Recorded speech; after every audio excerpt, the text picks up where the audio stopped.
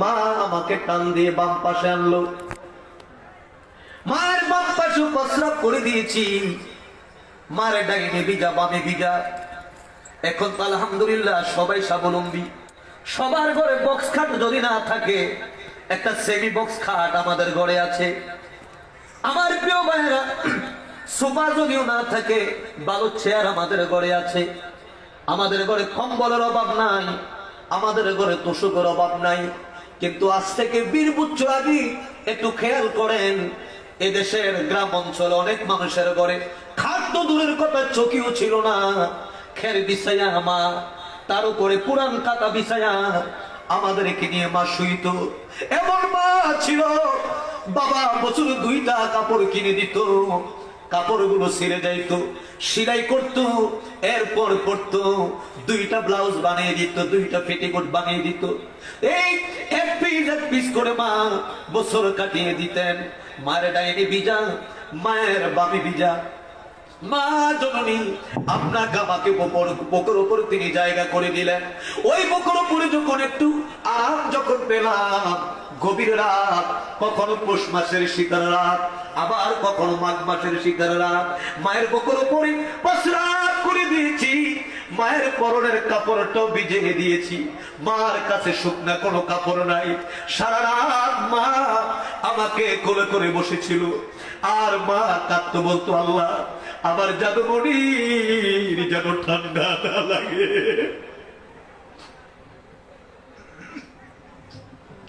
আমার মাথা দলের যেন ঠান্ডা না লাগে। মা পরওয়ারদিগারের কাছে কাঁদতো আর আমার সুস্থতার জন্য দোয়া করতো।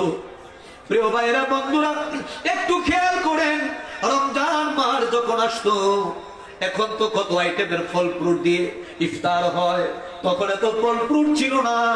আমি নিজে দেখেছি পান্তা ভাত গুলো মরিচ দিয়ে কসলায়া ওই পানিটা দিয়ে ইফতার করা হতো, মুড়ি দিয়ে ইফতার করা হতো, বা চিরা ভিজায়া ইফতার করা হতো। সবাইকে ইফতার করতে বসেছে, দাদি বসেছে, দাদা বসেছে, চাচা বসেছে, পরিবারের সবাইকে ইফতার করতে বসেছে। মা ইফতারের সময় হলো, আমার কোলে করে মা ইফতারটা মুখে দিবে। আমি ইফতারের টাইম জানতাম না, আমার পায়খানা প্রস্রাবের কোন রুটিন ছিল না। আদান হয়েছে, সবাই ইফতারির গ্লাস পানির শরবত মুখে দিবে। মায়ের কোলে আমি পায়খানা করে দিয়েছিলাম। আপনার আমার পায়খানার দুর্গন্ধে দাদি কাপড় নাকে চাপ দিয়া প্লেটটা নিয়ে পাশের ঘরে চলে গেছে, দাদা চলে গেছে, ভাই চলে গেছে, বোন চলে গেছে, সব আত্মীয় স্বজন গুলো চলে গেছে। কিন্তু যেই মাকে আমরা বৃদ্ধাশ্রমে খবর রেখে আসতে যাই, ওই মা সারাদিন রোজা রাখার পরেও, মায়ের কোলে পায়খানা করে দেওয়ার পরেও মা আপনাকে আমাকে কোল থেকে ধরে নিক্ষেপ করে ফেলে দেয় নাই, আপনাকে আমাকে একটা থাপ্পড় মারে নাই, বরঞ্চ মা মা মা এত বড় এক নিয়ামত আমার আল্লাহর পক্ষ থেকে আমার আল্লাহ পাক সন্তানদেরকে দিয়েছে। মা জননী পায়খানাটা মায়ের কাপড় দিয়া পেছাইয়া ধরে চাপ দিয়ে ধরে রেখে কোলের মধ্যে আমাকে রেখে বিসমিল্লাহ বলে একটু পানি খেয়ে ইফতারের প্লেটটা ঢেলে রাখে আপনাকে আমাকে পরিষ্কার করার জন্য চলে গেছে। ও যুবক ভাইয়েরা, ও আমার মুসলমান বাবারা, আজকে ওই মা যার ঘরে আছে এখনো জান্নাত কামাই করে নেওয়ার সুযোগ আছে। মা যদি কষ্ট পায়, খোদার কসম খানে কাবার ইমাম যদি তুমি হও, খানে কাবার ইমাম যদি তুমি হও, আমার আল্লাহর গজব থেকে তুমি রক্ষা পাবে না, রক্ষা পাবে না। কথা বলেন ঠিক কিনা? আমাদের সুর বলে, ওমর রে, আমার এই পাগলের ঘরে মা আছে, মায়ের খেদমত করে, মারহাবা, মায়ের খেদমত করে, আর দূর থেকে আমি রাসূলকে বড় ভালোবাসি। আমার প্রিয় ভাইয়েরা, আমার রাসূল ইন্তেকালের পর হযরত আলী, হযরত উমর জুব্বা মুবারক খানা নিয়া করুণ শহরে চলে যায়।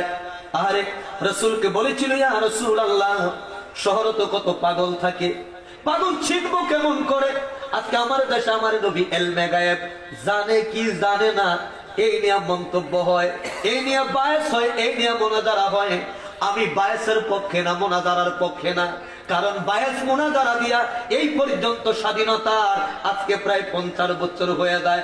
বায়াস কইরা কোন ওহাবি সুন্নি হয়েছে এমন দলিল পাওয়া যায় নাই, বরঞ্চ বাহাসের উদ্দেশ্যে সুন্নি মুসলমান মারামারি কইরা মানুষ মারা যায় এমন ঘটনা ঘটেছে। কথা বলেন ঠিক কিনা? ইসলাম শুধু ইমানের ব্যাপার, কথা বলেন ঠিক কিনা? ইসলাম শুধু ইমানের ব্যাপার। এই জন্য আল্লাহ পাক ইমান কারে বলে?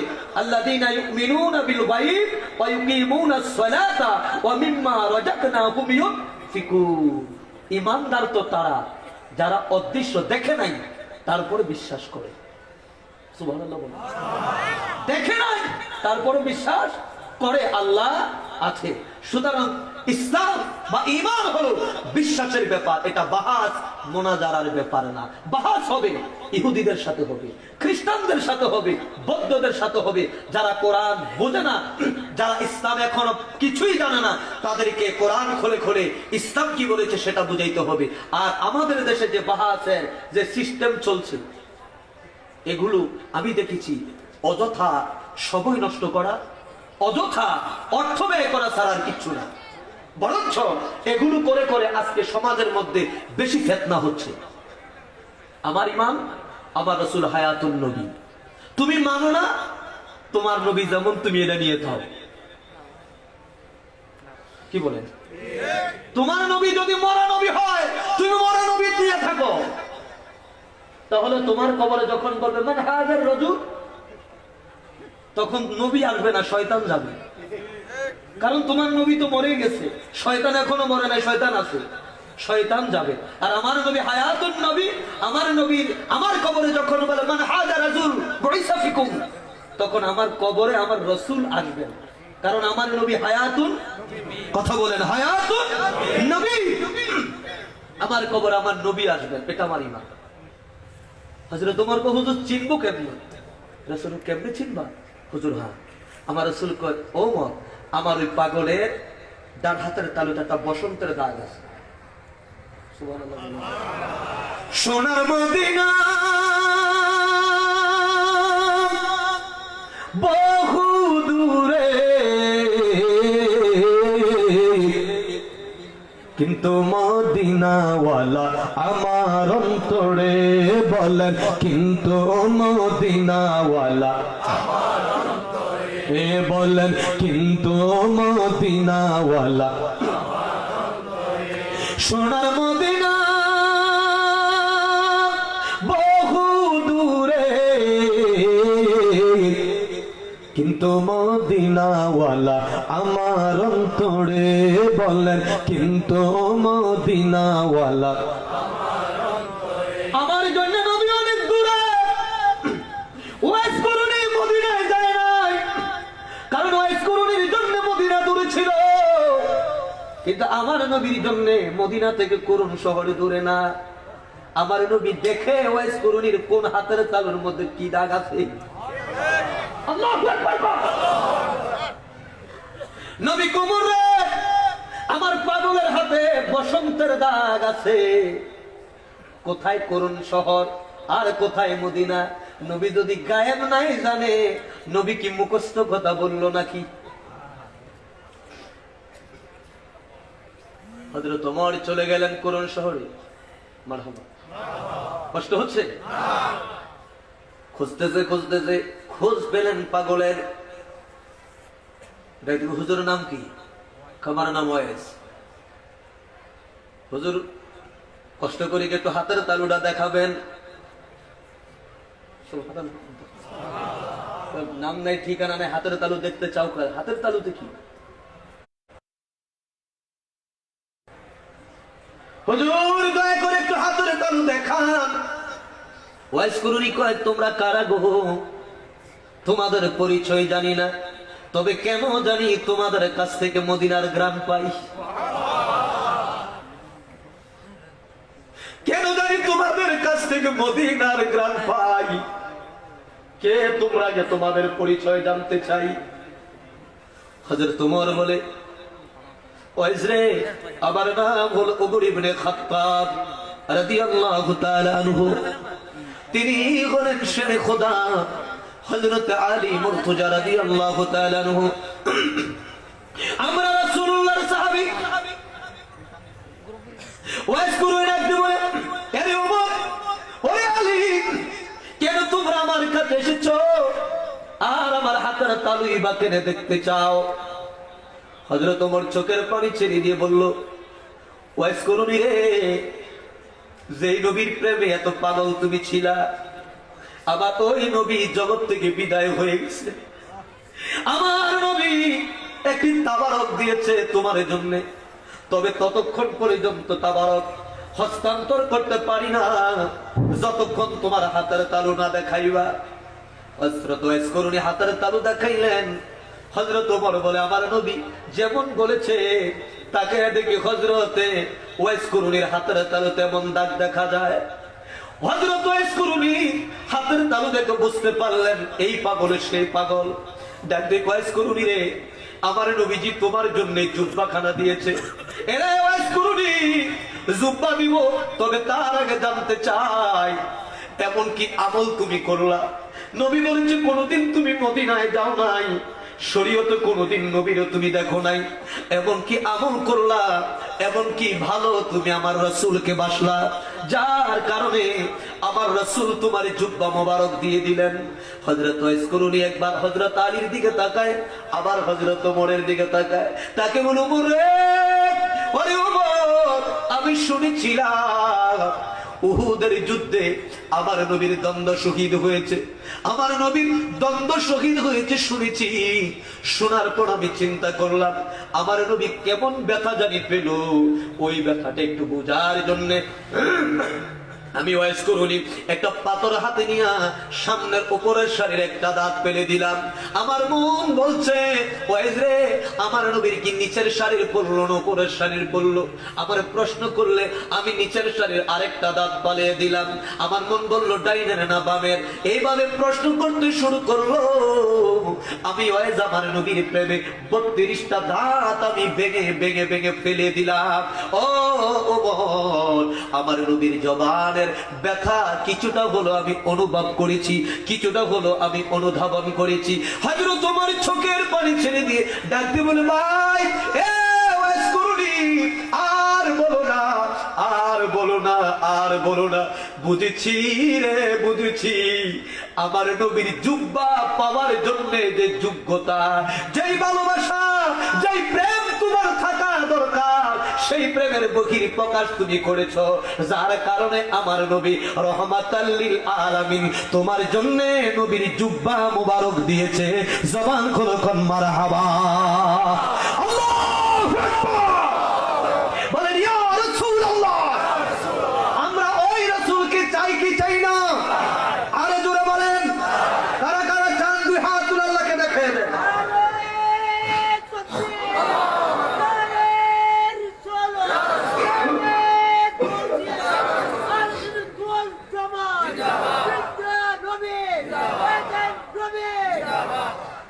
মারহাবা, হাত লাগায়েন না, হাত লাগায়েন। কষ্ট হচ্ছে? নারে তাকবীর, আল্লাহু আকবার, এই স্লোগান। আমরা আহলে সুন্নাহ ওয়াল জামাত, হাতে আমাদের লাঠি থাকে না, থাকে না? হ্যাঁ, পাঞ্জাবির পকেটে সাতগুলো থাকে না, থাকে? আমাদের হাতে থাকে রাসূল প্রেমের পতাকা। পাঞ্জাবির পকেটে যদি কিছু থাকে সর্বোচ্চটা তবরকের পটলা। কথা বলেন।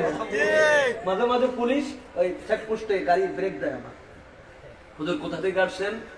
মাহফিল থেকে এসেছি। মাহফিল থেকে? কোন মাহফিল? আমি বলি যে বিশ্ব জাকির মনির আটটুসির মাহফিল ছিল বা সুন্নি জামাতের মাহফিল। তো পুলিশও জানে এই সুন্নি জামাতের মাহফিল আছে যেখানে, তাবারক আছে সেখানে। হুজুর গাড়িতে তাবারক আছে কি? আল্লাহু আকবার। অন্যের মাহফিলে অন্য বক্তা মাহফিলের গাড়ির মধ্যে থাকে অস্ত্র, জঙ্গি বই, আর সুন্নিদের মাহফিলের গাড়িতে, বক্তাদের গাড়িতে থাকে তাবারক। আল্লাহু আকবার। যেটা দেশের পুলিশ ছাইয়া খায়, কারণ পুলিশও জানে এই তাবারক শুধু তাবারক না, এটা মহারোগের দাওয়া হয়ে যায়। আল্লাহু আকবার বলেন।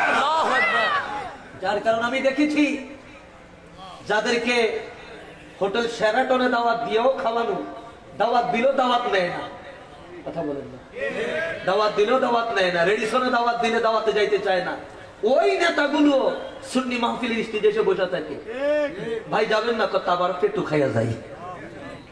আল্লাহু আকবার। কি খেয়ে যাই?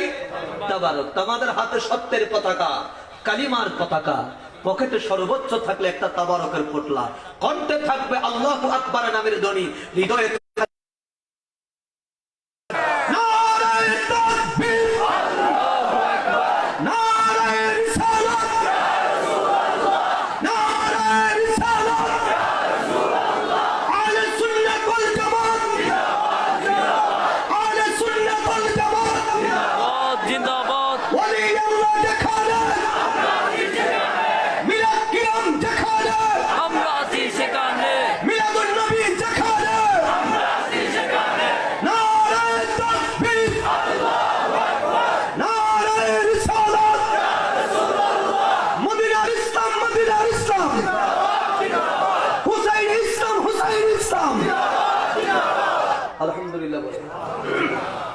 সারাদিন অনেকে জানতো, কি জানতো জানেন? হযরত নদম আলী শাহ রহমাতুল্লাহর মাজার শরীফ উরুস হয়, খায় আর যায়, খায় আর যায়, খায় আর যায়, ঠিক না?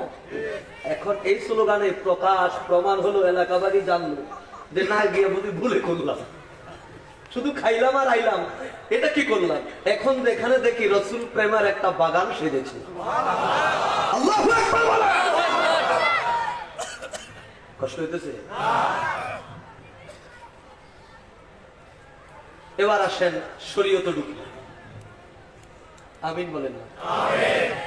শরীয়তকে যদি জিজ্ঞাসা করি, শরিয়া কোরআন সুন্নাহ তুমি বলো, কোন মানুষ যদি তার নিজের আঙ্গুল কর্তন করে, এটা কি হারাম না হালাল? শরীয়ত বলছে এটা হারাম। শরীয়ত কি বলে? হারাম।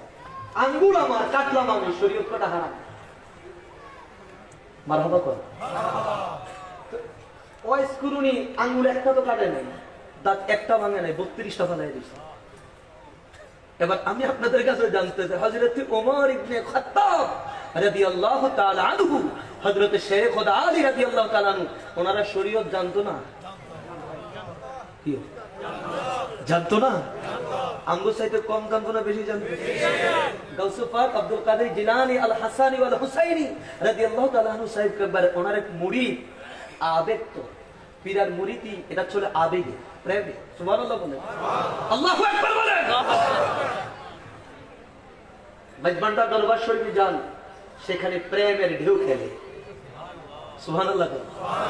সেখানে শুধু শরীয়তের চশমা লাগাইয়া গেলে মেজবান্ডার দরবার শরীফকে বোঝা যাবে না। শরীয়তের চশমার সাথে আরেকটা গ্লাস লাগাইতে হবে, তরিকতের গ্লাস, মারেফতের একটা গ্লাস লাগাইতে হবে, হাকিকতের একটা গ্লাস লাগাইতে হবে। সুবহানাল্লাহ। এমন কিছু চান গ্লাস আছে দেখতে কালো, কিন্তু রাতের বেলায় দিল এটা আলো দেখায়।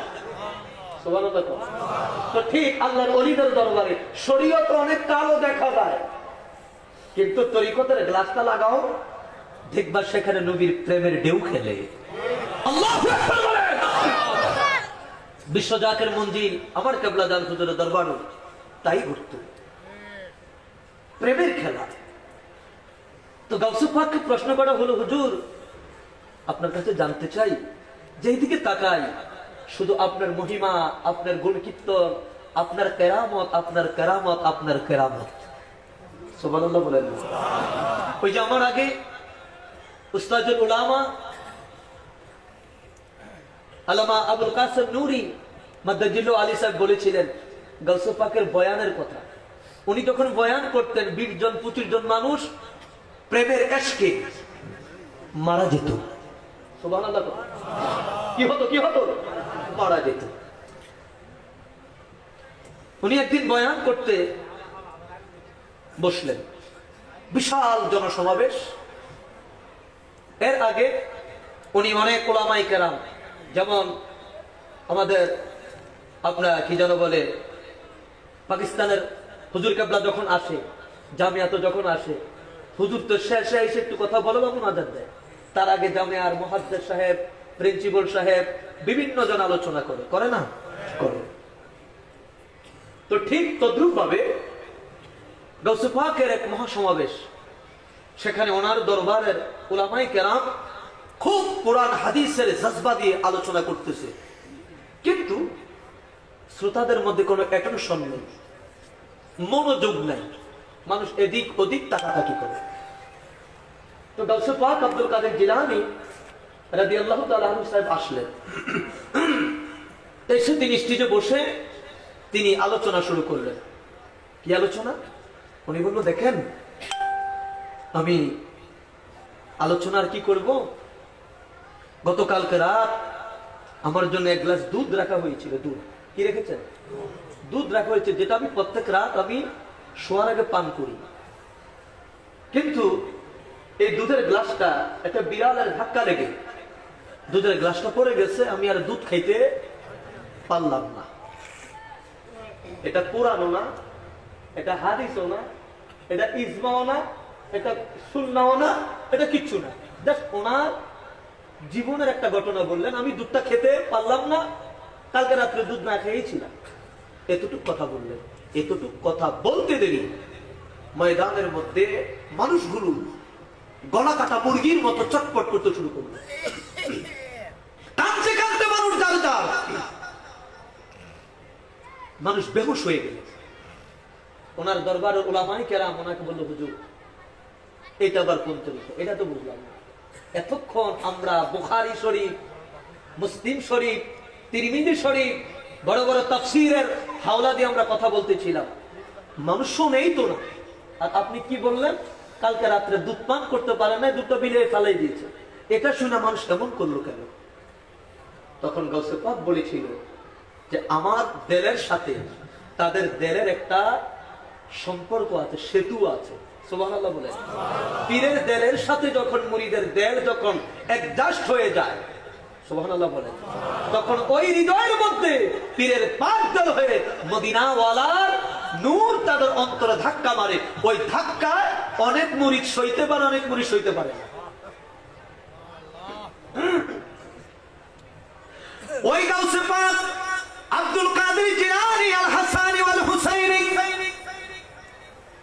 রাদিয়াল্লাহু তাআলা আনহুকে জিজ্ঞাসা করলো না এক মুরিদ, হুজুর যেদিকে তাকাই আপনার শান, আপনার প্রশংসায় মুখরিত তামাম পৃথিবী, জানতে চাই আপনার দাম বেশি না আল্লাহর নবীর সাহাবীদের দাম বেশি?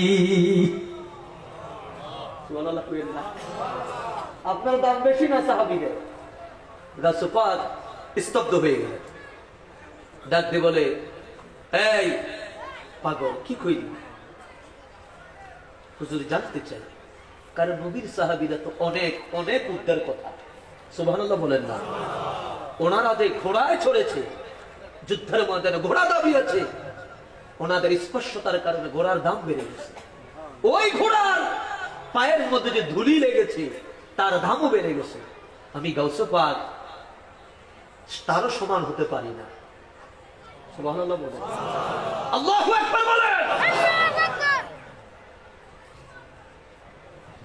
প্রিয় ভাইয়েরা আমার, আল্লাহর নবী রাহমাতুল লিল আলামিনের সাহাবীদের এত ইজ্জত ছিল, এত হুরমত ছিল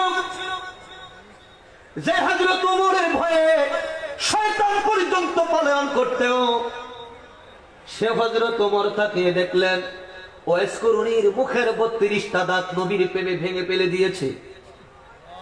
উনি শরীয়ত জানতো না, কেউ জানতো না, তাই হালাল হইল না হারাম হইল জানতো কিনা? জানতো। কই হযরত ওমর ওয়াইস করুণীর বিরুদ্ধে নবীর প্রেমে ভেঙেছে দাঁত, ওয়াইস করুণীর বিরুদ্ধে শিরকের ফতোয়া দেয় নাই, বেদাতের ফতোয়াও দেয় নাই। আজকে তো আমরা নবীর প্রেমে ধাত ভাঙি নাই, শুধু হয়তো 2 মিনিট বা 5 মিনিট দাঁড়াইয়া ইয়া নবী সালাম আলাইকা, ইয়া রাসূল সালাম আলাইকা, ইয়া হাবিব সালাম আলাইকা, সালাওয়াতুল্লাহ আলাইকা বললেই দেখি এইদিকে শিরকের ফতোয়া, এইদিকে বেদাতের ফতোয়া, এইদিকে হারামের ফতোয়া, এইদিকে নাজায়েজের ফতোয়া। আরে বেটা, কার সামনে দাঁড়াইলাম, কার জন্য দাঁড়াইলাম এটা দেখলি না, শুধু শিরকের ফতোয়ায় দিয়ে গেলি। আমার নবী তো এমন নবী, আমার নবীর শান, আমার নবী ইমানের উপরে শিরক বেদাতের ফতোয়া পর্যন্ত চলে না, চলে না। কথা বলেন ঠিক কিনা? আল্লাহু আকবার বলেন। বরঞ্চ ওই নবীকে যারা ভালোবেসেছে, জীবন দিয়ে যারা ভালোবেসেছে, ইজ্জত তাদের বেড়ে গেছে। ওই নবীর প্রেম তার অন্তর ধারণ করেছে, সম্মান তার বেড়ে গেছে। মারহাবা বলেন না?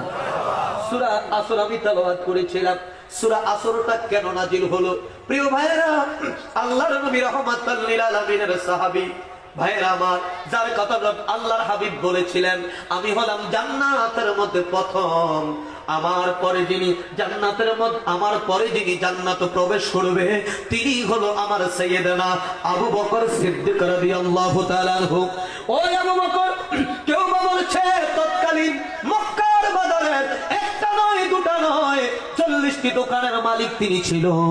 আবার কেউ বা বলেছে 400 স্বর্ণের দোকানের মালিক তিনি ছিল। নবীর প্রেমে পাগল হইয়া স্বর্ণের দোকানগুলো বিক্রি করে নবীর প্রেমে, নবীর কদমে খেদমত করে দিলেন।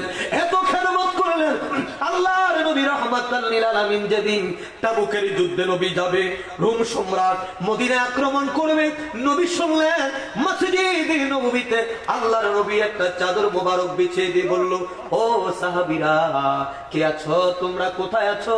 রোম সম্রাটের বিরুদ্ধে মোকাবেলা করতে হবে, আমার কিছু অর্থের দরকার, খেদমতের দরকার, আমার দরবারে তুমি হাদিয়া দাও, নজরানা দাও, ইসলামের জন্য খেদমত গ্রহণ, ইসলামের জন্য খেদমত তোমরা দাও। আল্লাহর নবীর দরবারে সাহাবীরা দাঁড়িয়ে গেলেন। কেউ বললেন, ইয়া রাসূলুল্লাহ, আমি 1000 দিরহাম দিব, কেউ বলল 500 দিরহাম দিব। হযরতে ওসমান গনি কই, ইয়া রাসূলুল্লাহ, আমি 100 উট আপনার কদমে নজরানা দিলাম। আল্লাহর নবীকে, ওসমান, হুজুর বুঝছি, আমি আরো 100 দিব। কত হলো? 200। কত কত? 200 হলো। আল্লাহ নবী ডাকতে, ওসমান, ওসমান কই, ইয়া রাসূলুল্লাহ, বুঝেছি, আমি আরো 100 দিব, মোট 300 উট আল্লাহর নবী রাহমাতাল লিল আলামিনের দরবারে হযরত ওসমান গনি নজরানা দিলেন। এবার আমার নবী সবার খেদমত পাইলেন। আমার নবী উকি ঝুঁকি মেরে এদিক ওদিক তাকায়, কার খেদমতটা এখনো আসলো না।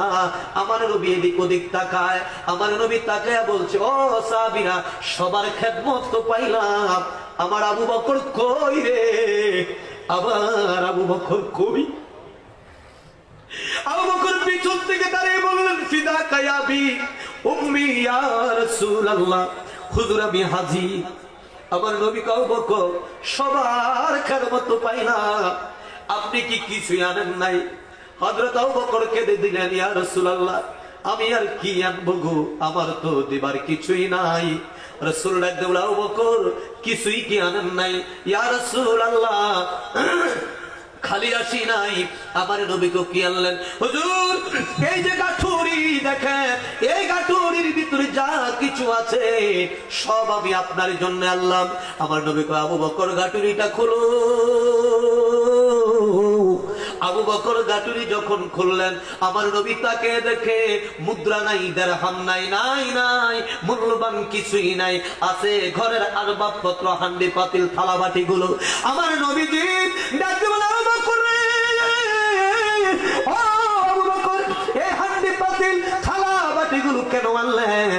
এইগুলো ছাড়া কি আর কিছুই নাই? ইয়া রাসূলুল্লাহ, না না, যা ছিল আমার ঘরে সব আমি আপনার কদমে এনে দিলাম, আর আমার ঘরে কিছুই নাই। আবু বকর, কিছুই নাই হুজুর, আমার ঘরে 2টা নিয়ামত আমি রেখে এসেছি, একটা হলো আল্লাহ পাকের রহমত, আরেকটা হলো আমার নবী রাহমাতাল লিল আলামিনের মুহাব্বত। জবান খোলো, কোন মারহাবা। হুজুর, এই 2টা জিনিস রেখে যা ছিল আমার ঘরে নিয়ে আসলাম। আমার নবী চোখের পানি আর ধরে রাখতে পারলেন না, চোখের পানিগুলো দাদা করে ছেড়ে দিলেন।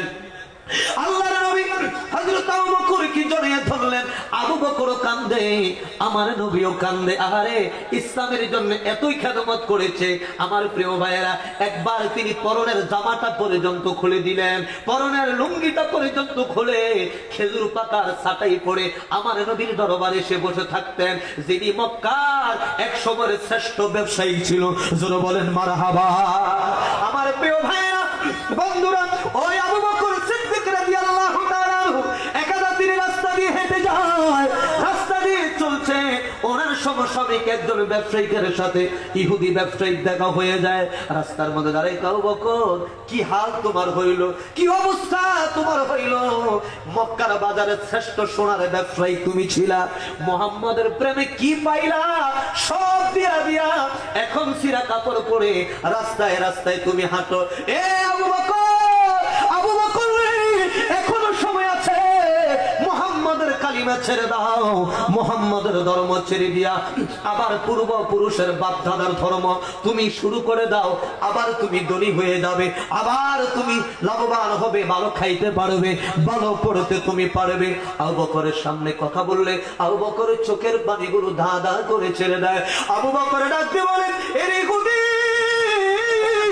ইহুদিরা শুনে নাও, শুনে নাও, মক্কার বাজারে ধনী হতে চাই না, দুনিয়ার ব্যবসায়ী হতে আমি চাই না, আমার জীবনের সব যদি চলে গেছে আমার কোনো আফসোস নাই, আমি আবু বকর আমার জীবন দিয়ে শুধু আমার রাসূলুল্লাহর কদমে এক বিন্দু জায়গা ভিক্ষা চাই। জবান খুলে বলেন মারহাবা। আল্লাহু আকবার বলেন। আবু বকর ইহুদির কথায় বড় কষ্ট তিনি পেলেন, আল্লাহর নবীর দরবারে কাঁদতে কাঁদতে রওনা হলেন। আমার আল্লাহ পাক ডাক দিয়ে বলে, জিবরিল রে, আমার আবু বকর কান্দে রে, তাড়াতাড়ি করে আমার হাবিবের কাছে চলে যা, সুসংবাদ জানাইয়া দে। জিবরিল এসে নবীর দরবারে হাজির, আবু বকর যাইয়া নবীর দরবারে হাজির। মারহাবা। আবু বকর হাজির, জিবরিল নবীর দরবারে হাজির। জিবরিল কই, ইয়া রাসূলুল্লাহ, আমার আল্লাহ পাক ওহী নাযিল করেছে। জিবরিল কি খবর পাঠাইলো বলো। জিবরিল তেলাওয়াত শুরু করলেন, যারা পারেন আপনারা আমার সাথে করেন, আউযু বিল্লাহি মিনাশ শাইতানির বিসমিল্লাহির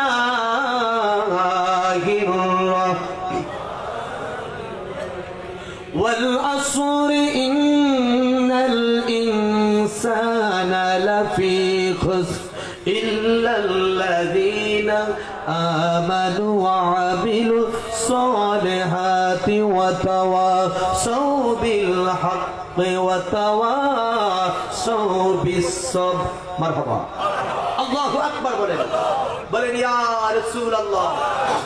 আলোচনা শেষ করে এনেছি, আমার আল্লাহ ওহী নাযিল করলেন, আবু বকর কান্দে, জিবরিল ওহী দিয়া প্রকাশ করলেন। আমার আল্লাহ জানিয়ে দিল, হাবিব আবু বকর জানিয়ে দেন, মারহাবা করুন, ওয়াল আসর ইন্নাল ইনসানা লাফি খুসর, ওয়াল আসর, সময়ের কসম, সালাতুল উস্তার কসম, মধ্যবর্তী নামাজের কসম, নিশ্চয়ই নিশ্চয়ই, ইন্নাল ইনসান, এখানে ওহাবিও বাদ নাই, খারিজিও বাদ নাই, রাফিজিও বাদ নাই, শিয়াও বাদ নাই, মুতাজালাও বাদ নাই, ভাইয়েরা আমার, মুনাফিকও বাদ নাই, কাফেরও বাদ নাই, মুশরিকও বাদ নাই, সব একসাথে করে আমার আল্লাহ বলে, ইন্নাল ইনসানা লাফি খুসর, নিশ্চয়ই নিশ্চয়ই, অবশ্যই অবশ্যই মানুষগুলো হলো ক্ষতিগ্রস্তের মধ্যে, তারা হলো বিপদগ্রস্তের মধ্যে, তারা হলো বিপদের দ্বার প্রান্তে। এরপর আমার আল্লাহ কয়, হাবিব এবার আপনি শুনে নেন, আবু বকরের দিকে তাকে আপনি বলে দেন, ইল্লাল্লাযীনা আমানু, জোরে জোরে জোরে জোরে, ইল্লাল্লাযীনা আমানু, আবু বকরের মতো যারা ঈমান আনলো, ওয়া আমিলুস সালিহাত, আবু বকরের মতো যারা আমল করলো, ওয়াতাওয়াসাউ বিস-সাবর ওয়াতাওয়াসাউ বিল হক ওয়াতাওয়াসাউ বিস-সাবর, যারা সৎ উপদেশ দিল এবং যারা সবর করলো, আবু বকরের মতো ধৈর্যশীল যারা হলো, উপদেশকারী যারা হলো, এই চারটি গুণ হযরত আবু বকরের ভিতরে ছিল। আমার আল্লাহ, আমার আবু বকরের এই চারটি গুণ যাদের ভিতরে থাকবে তাদের ভয় নাই, তাদের কোনো চিন্তা নাই, আর তাদেরকে ওলি আল্লাহ বলে। এবার আমার আল্লাহ ওলি আল্লাহদের সম্পর্কে বলতেছেন, আলা ইন্ন ইন্না আউলিয়া আল্লাহ লা খাউফুন আলাইহিম ওয়ালা হুম ইয়াহজানুন। মারহাবা মারহাবা। নিশ্চয়ই আমি আল্লাহর ওলি যারা, সাবধান সাবধান হয়ে যাও, আমি আল্লাহর ওলি যারা, লা খাউফুন, চোখ রাঙাইও না কারণ তারা ভয় পায় না, ধমক দিও না কারণ তারা ভয় পায় না, অস্ত্র দেখাইও না তারা ভয় পায় না, সালাকি কইরো না তাদের কাছে সালাকি খাটবে না। কথা বলেন ঠিক কিনা? রাষ্ট্রযন্ত্র দেখাইও না, আন্তর্জাতিক চক্রান্ত কইরো না। আমার বন্ধু যারা, লা খাউফুন লা খাউফুন, তারা দুনিয়ার কাউকে ভয় করে না, দুনিয়ার কাউকে তারা ভয় করবে না। তারা একজনের মুখাপেক্ষি, তারা আমেরিকার পরাশক্তিকে ভয় পায় না, চীনের পরাশক্তিকে ভয় পায় না, রাশিয়ার পরাশক্তির কাছে মাথা নত করবে না। ইতিহাস করে দেখে ইসলাম তাই বলে। শাহজালাল বাবা কারো কাছে মাথা নত করছে? এই জন্য বলেন করেছে? রাষ্ট্রযন্ত্রের কাছে মাথা নত করে নাই, কোন পরাশক্তির কাছে মাথা নত করে নাই আমার প্রিয় ভাইয়েরা। কারণ তারা শুধু একজনের কাছে আত্মসমর্পণ করেছে, একজনের কাছে তারা মাথা নত করেছে, তিনি হলো আমার আল্লাহ রব্বুল আলামিন। কথা বলেন ঠিক কিনা? আল্লাহ বলে লা খাউফুন লা খাউফুন, তারা কাউকে ভয় পায় না, তাদেরকে ভয় দেখায়ও না, তারা ভয় পায় না। ওয়ালা হুম ইয়াহজানুন। মারহাবা। আরো জোরে আরো জোরে আরো জোরে। ওয়ালা হুম ইয়াহজানুন, তারা কোনো বিষয়ে চিন্তিত বা গম্ভীর হয় না। কারণ পৃথিবীতে কি ঘটবে, পৃথিবীতে কি ঘটতেছে, আমার আল্লাহ পাক তার বন্ধুদেরকে, তার ওলিদেরকে সব তিনি দেখায়া দেয়। কারণ আমার আল্লাহ তো তোমার কানে কানে বলবে না, আল্লাহ তো আমার ওলির জবান, আমি আল্লাহর জবান হয়। আমার ওলি যখন বলে মনে কইরো কথাটা আমি বলতেছি। আমার ওলি যদি কাউকে ধরে, সেটা যদি বন্ধুত্বের হাতে ধরে, ওই হাত মনে করে ধন্য হয়ে গেছে। আর যদি গুসার হাত দিয়ে তোমার হাতে ধরে, তোমার ক্ষমতা যতই বড় হোক, একদিন না একদিন, কথা কর না, আরো জোরে আরো জোরে, একদিন না একদিন নিষ্পীড়িত হয়ে যাবে। আমার আল্লাহ, আমার অলির হাত, আমি আল্লাহর কুদরতি হাত, যে হাত দিয়া তারা ধরে, আমার আল্লাহর অলিদের, আমার বন্ধুদের চক্ষু, আল্লাহ কয় আমি আল্লাহর কুদরতি চক্ষু, আমার অলির শুধু তাই নয়, আমার আল্লাহ পাক বলে আমার অলির পাও, যেই পাও দিয়া হাঁটে, ওই পাওটা আমি আল্লাহর কুদরতি পাও হয়ে যায়। শুরুতে তারা বসর, কিন্তু হাকিকতে আমার আল্লাহ রিমোট কন্ট্রোলের মধ্যে তারা চলে। জবান খুলে বলেন মারহাবা। শুরুতে তারা বসর, কিন্তু হাকিকতে আমার আল্লাহর রিমোট কন্ট্রোলে চলে, কথা বলে আমার আল্লাহ, ধরে তারা আমার আল্লাহর কুদরতি হাতে। সুবহানাল্লাহ সুবহানাল্লাহ। আমার প্রিয় ভাইয়েরা, যদি একজন আল্লাহর অলির ব্যাপারে এই কথা বলতে পারে, তাহলে যে আল্লাহর অলিরা নবীর ভালোবাসা আল্লাহর বন্ধু হয়, আমার ওই নবীর শান, ওই নবীর মান, ওই নবীর ইজ্জত, ওই নবীর কদর কত আমাদের বুঝার কি আর বাকি থাকতে পারে? কথা জবান করে বলে থাকতে পারে? আল্লাহ আমাদের বুঝার তৌফিক দান করে, সকলে বলেন আমিন। কয়টা গুণ? কথা বলেন। যদি এই চারটা গুণ থাকে, নবীর প্রেম যদি থাকে, ভয় নাই কবরে, ভয় নাই হাসরে, ভয় নাই মিজানে, ভয় নাই ফুলসারাতে। আর নবী যদি না থাকে সঙ্গে, যেখানে যাবেন অপমানিত হবেন, লাঞ্ছিত হবেন, দুনিয়ায় বেজ্জতি হবেন, কবরে দুনা খাবেন। কথা কন না কা? কবরে দুনা খাবেন, হাসর লাঞ্ছিত হবেন, মিজানের পাল্লার মধ্যে শর্মিন্দা হবেন, জাহান্নামের আগুনে জ্বলতে হবে। আর নবীর যদি ভালোবাসেন, নবীর প্রেম যদি থাকে, তাহলে সম্মান বাড়াইয়া দিবেন কে? আরো জোরে বলেন। আল্লাহ আমাদের কবুল করেন, সকলে বলেন আমিন। কয়টা বাজে? হ্যাঁ, সময় তো বাইরে গেছে, আমরা কইবেন না আমার। আল্লাহ আমাদের কবুল করেন, সকলে বলেন আমিন। এগুলো কি প্রশ্ন মানে জানতে চাও নাকি? যাক আলহামদুলিল্লাহ। আমি আলোচনা শেষ, যে না আমি ওই যে আরেকজন ফতুয়া দিয়ে দিছি যে 12টার মধ্যে নামাজ পড়া যায়। যাক, এরপর সময় তো ওইভাবেই চলে যাবে। আমাদের সামনে রাসূল পাক সাল্লাল্লাহু আলাইহি ওয়াসাল্লামের শানে মিলাদ শরীফ আছে, আমাদের মুনাজাতও আছে, একটু লম্বাইও হয়। কথা বল। কারণ আমরা এমন স্রষ্টার কাছে চাই, এমন পরাশক্তির কাছে যাই, যার কাছে চাইলে খুশি হয়, না চাইলে বেজার হয়। ঠিক না? তিনি কে? আল্লাহ। আর এই ছাড়া যত পরাশক্তি আছে, বন্ধুত্ব থাকলে দিব, সুবিধা না হইল ফরমানু মারু। এক ভাই লিখেছেন, বিসমিল্লাহির রহমানির রহিম, এই প্রশ্নের জবাবগুলো দিয়েই ব্যাখ্যা না শুধু হ্যাঁ অথবা না, হ্যাঁ অথবা না, এইভাবে বলে দিচ্ছি।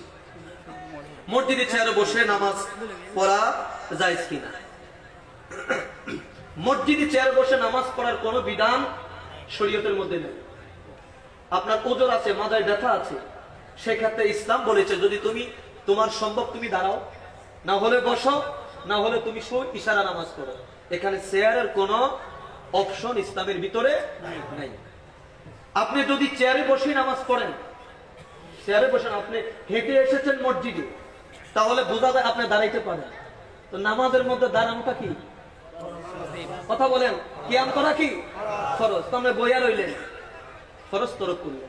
হাইটা বাজার থেকে আসলেন মসজিদে, কথা বুঝেন নাই, বাজার থেকে আসলেন মসজিদে, হাইটা দাঁড়াই আসলেন, কিন্তু আমরা এখানে মসজিদে আইসা বৈশা রইলেন। সুতরাং চেয়ারে বসে নামাজ পড়া এটা জায়েজ নেই।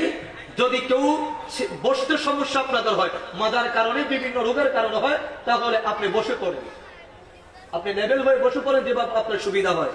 চেয়ার এটা আমাদের দেশের এক ট্রেডিশনাল হয়ে গেছে, এটার কারণে মসজিদের পবিত্রতা ক্ষুণ্ণ হচ্ছে।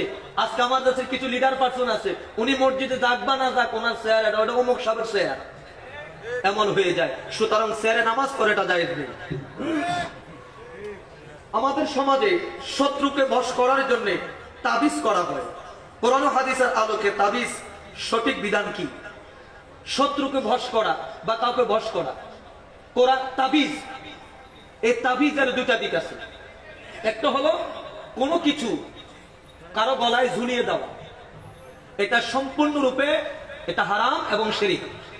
আর কোরআন এবং হাদিসের যে তাৎপর্য ফজিলত রয়েছে, ফজিলতপূর্ণ কিছু আয়াত যদি কাউকে দেওয়া হয়, সেটা কোন কোন মুহাদ্দিসিনে কেরাম এবং সাহাবীদের আমলের মধ্যে এসেছে, সেটাকে জায়েজ বলে। তবে বশ করার জন্য যে কাজগুলো করা হয়, এগুলো সম্পূর্ণ বদজিন দ্বারা, কুফরি কালাম দ্বারা সেগুলো করা হয়, এগুলো হারাম এবং নাজায়েজ এবং শিরক।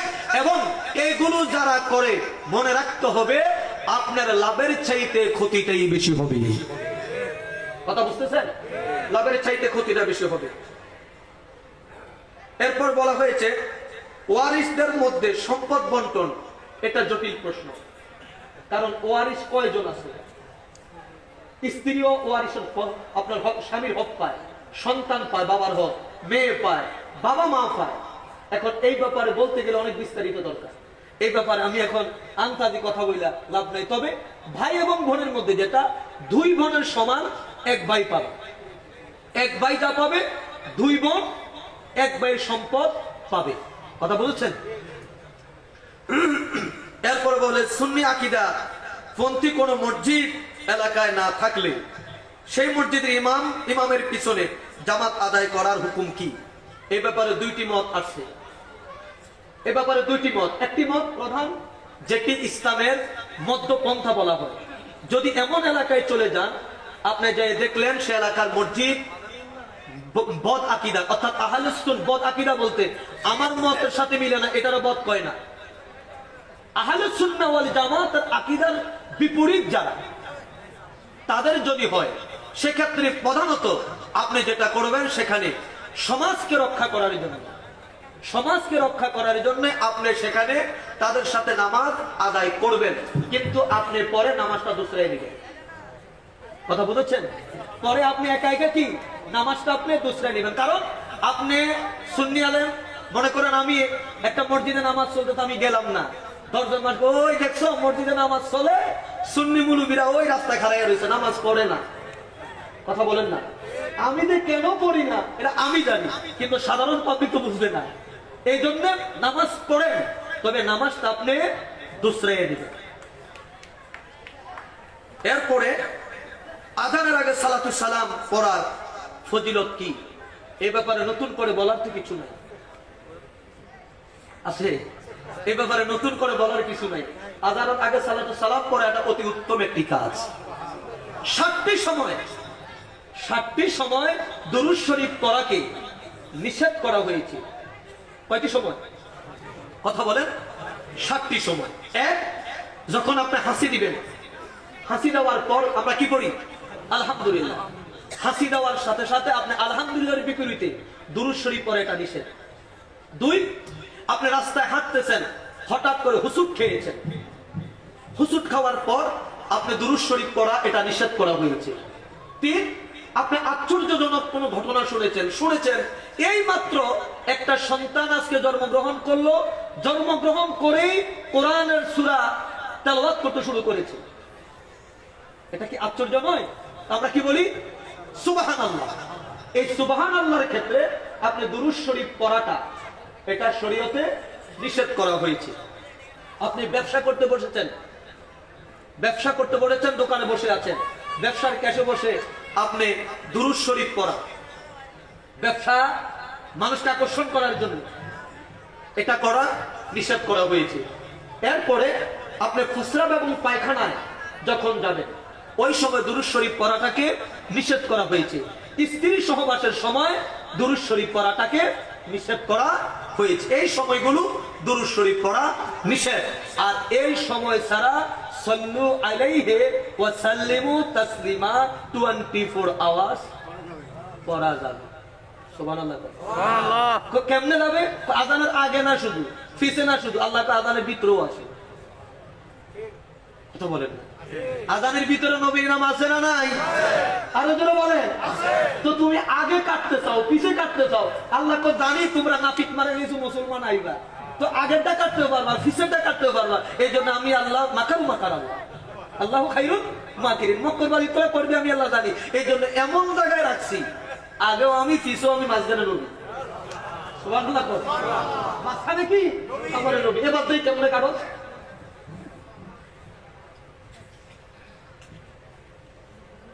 এরপরে লিখেছেন অনেকে রাগের মাথায় একসাথে স্ত্রীকে 3 তালাক দিয়ে দেয়। তালাকটা স্বাভাবিকভাবে রাগ করে হয়। যে মানুষ বড় আদর করে, হে মানুষ কি বলে তালাক দেয়? কথা বলে, কথা বলে। যার বউ ভালো, সে কি বউ তালাক দেয়? তালাক দেয় না। তালাকটা রাগ করে হয়, মন কষাকষির মধ্যেই হয়। তবে 3 তালাক দেওয়াটা এটা জুলুম, এটা হারাম এবং জুলুম। একসাথে 3 তালাক দেওয়াটা এটা উচিত নয়। স্ত্রী যদি আপনার অবাধ্য হয়, 3 ইদ্যতে, সুন্নাত পন্থা হলো 3 ইদ্যতে তাকে আপনি 3 তালাক দিবেন। প্রথম ইদ্যতে 1 তালাক, দ্বিতীয় ইদ্যতে 2য় তালাক, তৃতীয় ইদ্যতে আপনি 3য় তালাক দিবেন। তাহলে আপনি স্ত্রীর উপরে আপনি জুলুম করলেন না। এবং এই সিস্টেমে যদি আপনি করেন, আমাদের দেশে তালাক দেওয়ার পরে ফিডাফিডি হয়, স্ত্রী স্বামীকে কোড়ে নিয়ে দাঁড় করে নারী নির্যাতনের মামলা দিয়ে জেলে খাড়ায়।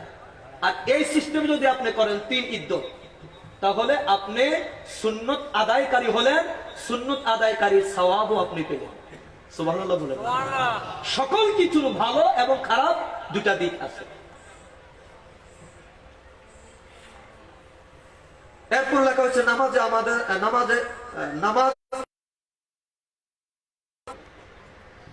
নামাজে আসলে আমাদের মনে এদিক ওদিক ছুটে যায়। এই জন্য নামাজ পড়ার পূর্বে আমাদেরকে নামাজের একটা মোরাকাবা আছে, যেটা বিশ্ব জাকের মঞ্জিল আমার কেবলা হুজুর আমাদেরকে বলতেন, কাতার সোজা করে দাঁড়াও, খেয়াল আপন আপন কালবে ডুবাও, খেয়াল কল আল্লাহ দি, আল্লাহ হাজির, আল্লাহ নাজির, আল্লাহ দেখতেছেন বান্দার দিলের হাল। যতক্ষণ পর্যন্ত খেয়াল কালবে ডুবে রাখিবে, ততক্ষণে নামাজ আল্লাহ মনে থাকবে। যে মাত্র খেয়াল কল হতে বের হয়ে যাবে, তখনই আল্লাহ ভুল হয়ে যাবে। আর নামাজে যদি আল্লাহ মনে না থাকে, তাহলে তুমি কাকে সিজদা করবা? এই জন্য রাসূল পাক সাল্লাল্লাহু আলাইহি ওয়াসাল্লাম বলেছেন, লা সালাতা ইল্লা বিহুজরি কল।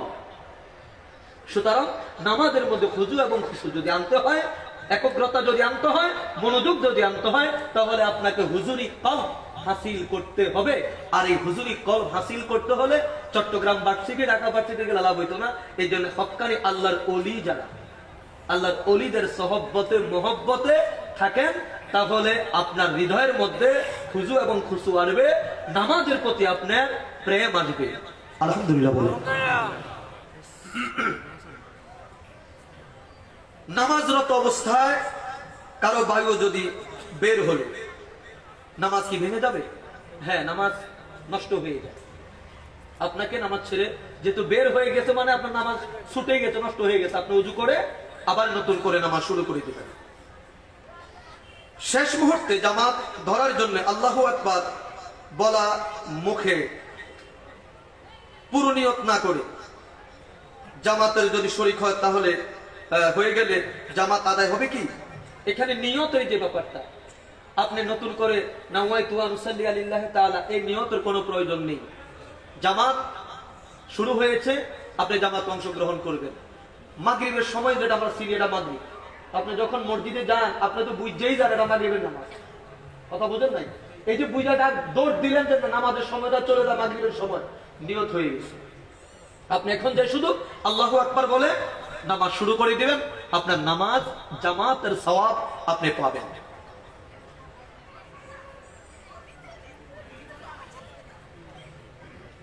এরপরে বলা হয়েছে নামাজে যদি ভুলে সহু সেজদা দেওয়া না হয়, সে নামাজ কি পুনরায় পড়তে হবে? এখন সহু সেজদার বিধানটা কি? কোন কোন কাজ যদি ছুটে যায় সহু সেজদা দিতে হবে, এটা তো জানতে হবে। ওয়াজিব যদি তরক হয়, তাহলে আপনাকে সহু সেজদা দিতে হবে।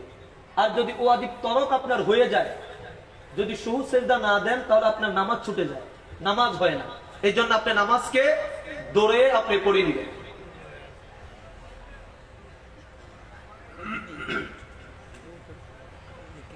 জুমার নামাজের ফরজ 2 রাকাত বাদে আর কয় রাকাত নামাজ অবশ্যই আদায় না করলে গুনাহগার হবে?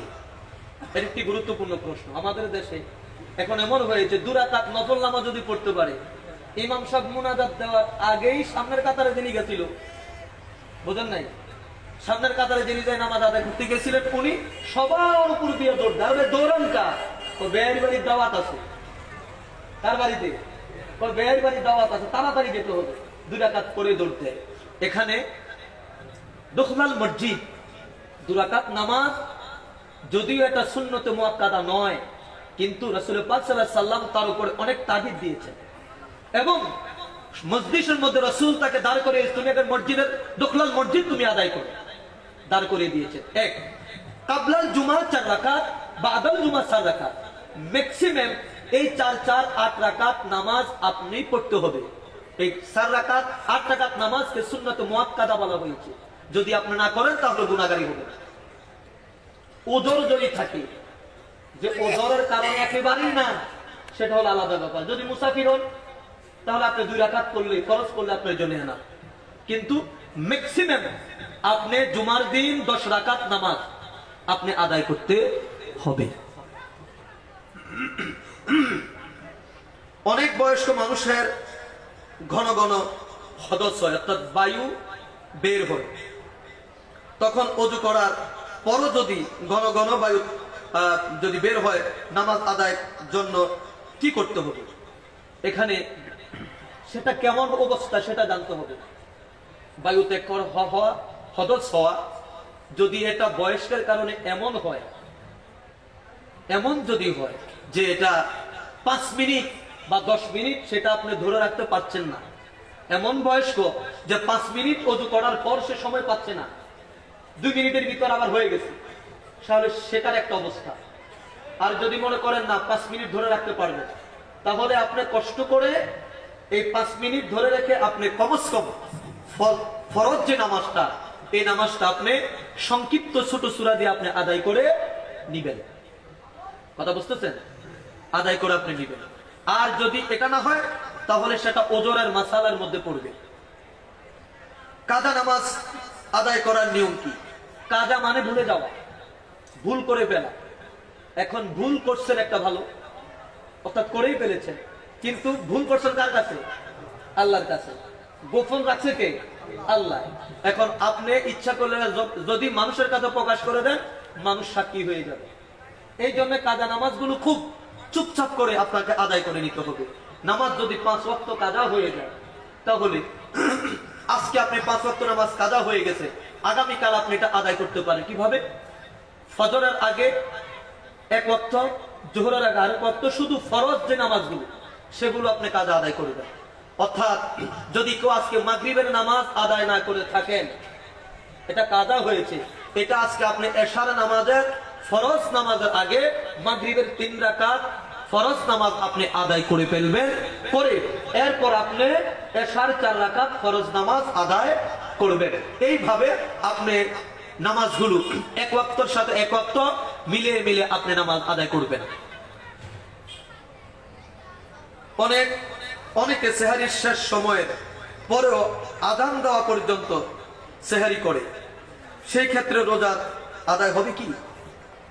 এখন বর্তমান ডিজিটাল যুগ, সেহারির টাইম কয়টা, সময় কয়টা, সবকিছু নির্ধারিত করে দেওয়া আছে। এখন আর পশম দেখতে হয় না, ঠিক না?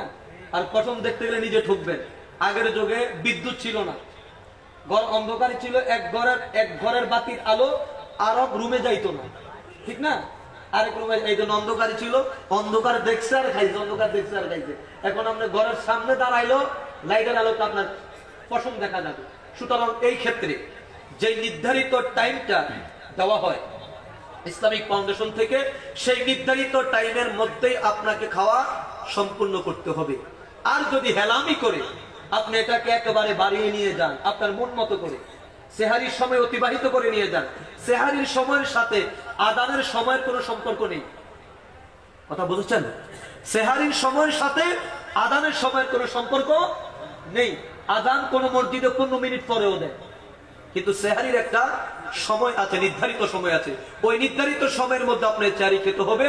যদি এই সময় অতিক্রম করেন তাহলে আপনার রোজাকে এই দিন তো থাকতে হবেই, এবং পরবর্তীতে এই রোজা আপনাকে কাজ আদায় করতে হবে।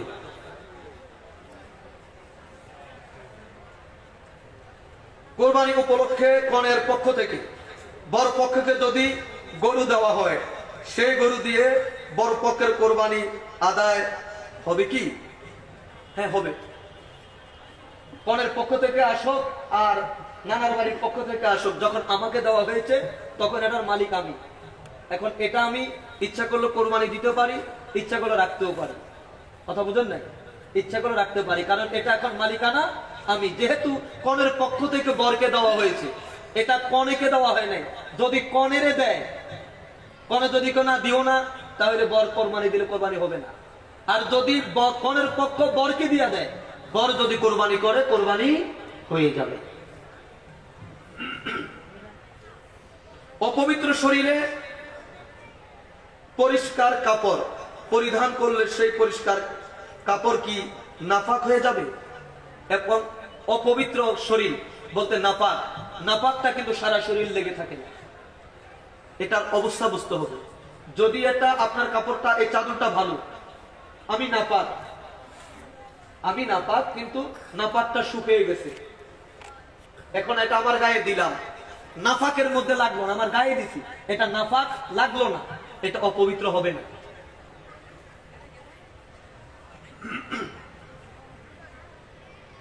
গোসলের পরে পুনরায় অজু করতে হবে কি না? না, গোসলের পরে নতুন করে অজু করার কোনো প্রয়োজনীয়তা নেই। কারণ আপনি গোসল করলেই নাকে উকুলি করা, নাকে পানি দেওয়া, সমস্ত শরীর ধৌত করলে এর ভিতরে অজুর সবকিছুই আছে, নতুন করে অজু করার কোনো প্রয়োজনীয়তা নেই। মহিলাদের মাসিক অবস্থায় কোরআন এবং ধর্মীয় কিতাব পড়া যাবে কিনা? যাবে কি? মহিলাদের মাসিক অবস্থা অর্থাৎ ঋতুস্রাবের সময় কোরআন শরীফ স্পর্শ করা নিষেধ। কোরআন শরীফ স্পর্শ করা নিষেধ। এবং ওই সমস্ত ধর্মীয় কিতাব বা গ্রন্থ যার মধ্যে অধিকাংশই কোরআনুল কারীমের আয়াত, সেই কিতাবগুলো স্পর্শ করা তাদের জন্য নিষেধ। এই ছাড়া যদি তারা মন চায় জিকির আজকার করবে, তাসবিহ করবে, এটা তাদের জন্য জায়েজ আছে, তারা সেটা করতে পারবে, কিন্তু কোরআন শরীফ স্পর্শ তারা করবে না। তিলাওয়াতে কোরআনের সিজদা, অর্থাৎ আমরা কোরআন শরীফ তেলাওয়াত করতে গেলে যে সিজদাগুলো পাই, সেটা কি একসাথে দিবে নাকি সাথে সাথে দিবে? এটা সাথে সাথে দেওয়া হলো উত্তম, সাথে সাথে এটা দিবেন, এটাই হলো উত্তম। আল্লাহ পাক আমাদেরকে বুঝার তৌফিক দান করুক, সকলে বলে আমিন। ইয়া রাসূলুল্লাহ ইয়া হাবিবাল্লাহ ইয়া রাসূলুল্লাহ ইয়া হাবিবাল্লাহ ইয়া রাসূল ইয়া হাবিবাল্লাহ ইয়া রাসূলুল্লাহ ইয়া হাবিবাল্লাহ ইয়া রাসূলুল্লাহ ইয়া রাসূল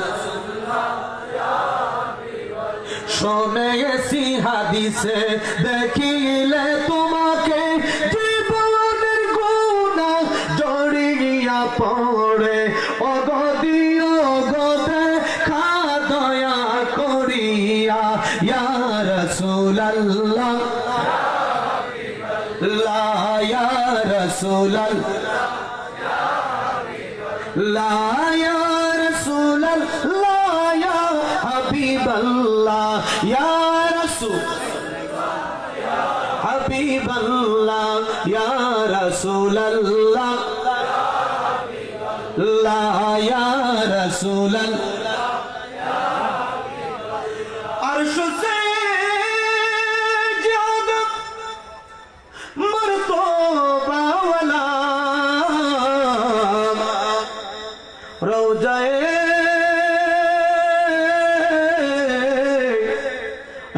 रसूलुल्लाह का उसी रोज़ाए मदीना अनवर फैला को सलाम या नबी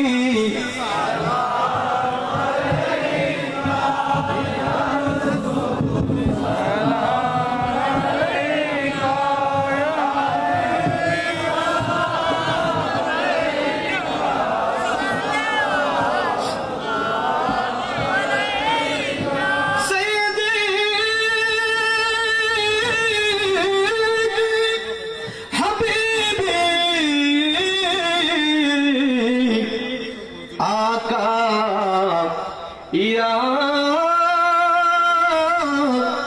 रसूल अल्लाह ओ या हबीब अल्लाह हे नबी अपना के सालम बंशधर असहाब तामम मोहम्मद तबू मधुर नाम शे नामे उज्जवल जहान या नबी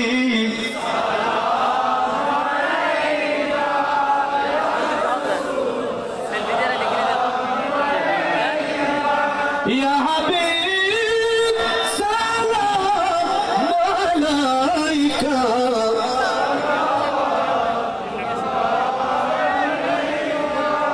जहाने जद के तकई दौड़ती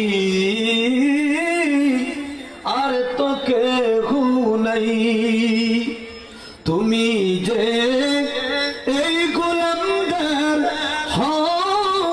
মদদগার ইয়া রাসূলুল্লাহ কঠিন হাসরের মাঝে পড়িব মোরা হয়রান সাধ্য নেই কারোর সুপারিশ দয়াল নবী গো আপনাকে বিনে ইয়া নবী ইয়া রাসূল ইয়া হাবিব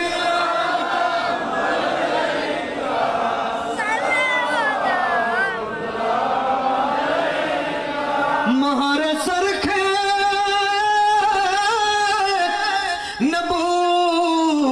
अद फिराऊं शंदरूद गुले बागे रिसालत पे ला मुस्तफा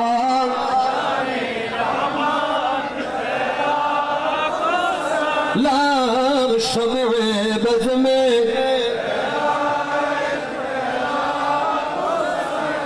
गौसल आजाद इमामत का अनोखा गौसे आजाद इमामत का अनोखा जलवाए को सलाम मुस्तफा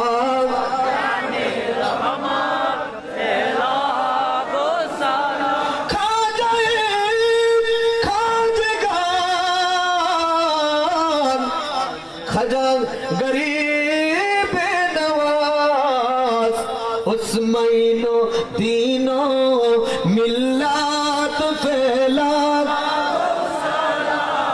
मुस्तफा जाने लाल शम्ए बज में हैदर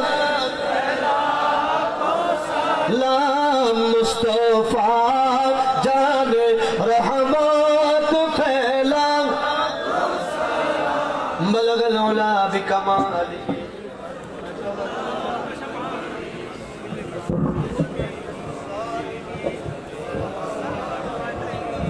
वालिगे सल्लमो या कौम बल सल्लु अला सद्रिल आमिन मुस्तफा मा जा इल्ला रहमतल लिल आलमीन